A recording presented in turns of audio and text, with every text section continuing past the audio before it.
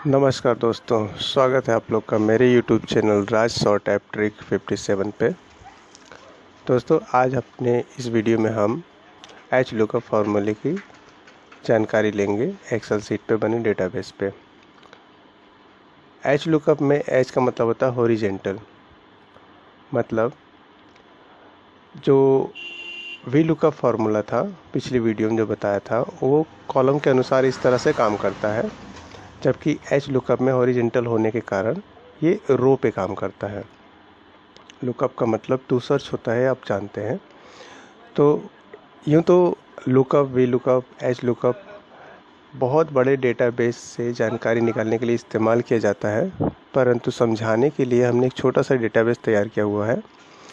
हम उस पे एच लुकअप फार्मूले का इस्तेमाल सीखेंगे। ये छोटा सा डेटाबेस तैयार हुआ है दोस्तों, इस पे हम एच लुकअप फार्मूले का इस्तेमाल कैसे करना है ये हम सीखेंगे। इसमें मैंने कुछ लोगों के नाम लिखे हुए हैं और इन्हीं लोगों के पूरे मंथ के सैलरी यहाँ पर दी हुई है। ठीक है, अब इस पे हम एच लुकअप फार्मूले का इस्तेमाल करके पार्टिकुलर किसी भी व्यक्ति की जानकारी लेंगे। हम यहाँ पर किसी एक व्यक्ति का नाम लिख लेते हैं, विवेक। हम विवेक के जून मंथ की सैलरी चेक कर लेते हैं। अब यहाँ पर हम एच लुकअप फार्मूले का इस्तेमाल करेंगे, इज इक्वल टू एच लुक। जैसे हमने एच एल टाइप किया है दोस्तों, देखिए एक्सेल सीट ने हमें एच लुकअप फार्मूले का इंडेक्स दिखा दिया है।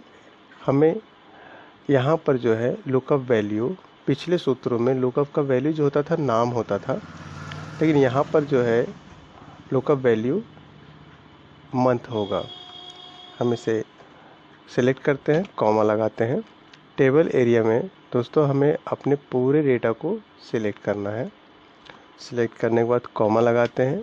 अब यहाँ पर जो है इंडेक्स रो नंबर पूछ रहा है, तो हमारे इंडेक्स में जो है पहला, दूसरा, तीसरा, ये जो है रो का नंबर है। इसमें जो है विवेक की जो रो है वो है चौथे नंबर की। हम यहाँ पर लिखेंगे 4, कॉमा लगाएंगे। अब जिस तरह से दोस्तों पिछली वीडियो में वी लुकअप में 2 विकल्प आए थे, इसमें भी 2 विकल्प आ रहे हैं। ट्रू का इस्तेमाल आपको पता होगा कि जब हम करते हैं जब हमारा डेटाबेस असेंडिंग ऑर्डर में होता है, और फॉल्स का इस्तेमाल तब करते हैं जब हमारा डेटाबेस डिस असेंडिंग ऑर्डर में होता है। तो हमारा डेटाबेस चूँकि अभी डिस असेंडिंग ऑर्डर में है, इसलिए हम फॉल्स में 0 का इस्तेमाल करेंगे। क्लोज करेंगे और एंटर करेंगे। देखिए अब डेटाबेस के अनुसार एक्सेल सीट के इस एच लुकअप सूत्र ने हमें बता दिया है कि विवेक का जो जून मंथ की सैलरी है वो 7,000 है। ठीक है, अब इसी तरह से हम अन्य व्यक्ति की भी जानकारी निकाल सकते हैं मंथ के अनुसार। अब हम चलते हैं, कुछ और विशेष बातों पर ध्यान दीजिए कि यदि मान लीजिए हमारा जो इस समय डेटाबेस बना हुआ है वो रो नंबर 1 से शुरू हुआ है। अब ऐसा कंडीशन हो कि हमारा जो डेटाबेस है उसके ऊपर में कुछ रो खाली छूटी हैं, जैसे कि हम यहाँ पर इंसर्ट कर देते हैं। मान लीजिए 2, 3 जितने भी रो हैं, यदि खाली रो हैं ऊपर, तो उस समय हम फार्मूले का इस्तेमाल कैसे करते हैं, सेम प्रोसेस पे समझा देता हूँ मैं। ये हमारा डेटाबेस है। अब यहाँ पर देखिए कि जो विवेक का रो नंबर था वो था 4, क्योंकि ऊपर कोई कॉलम यानी कि कोई रो नहीं छूटी थी तब। अभी 2 रो ऊपर छूटी हुई है, इसलिए विवेक का जो इंडेक्स नंबर है, रो का इंडेक्स नंबर, वो हो गया है 6। तो हम यहाँ लिखते हैं 6।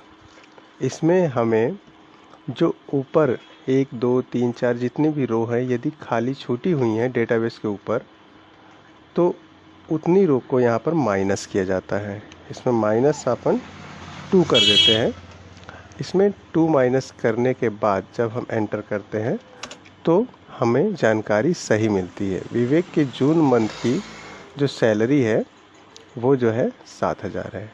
ठीक है, अब यदि हम -2 नहीं करते और एक्सेल सीट के अनुसार विवेक के रो का इंडेक्स नंबर 6 ही लिखते तो हमारा आंसर क्या होता।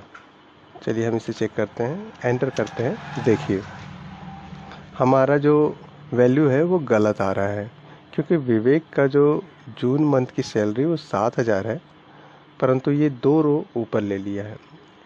तो इसलिए यहाँ पर हमें जो है ऊपर के रो को माइनस करना ज़रूरी है।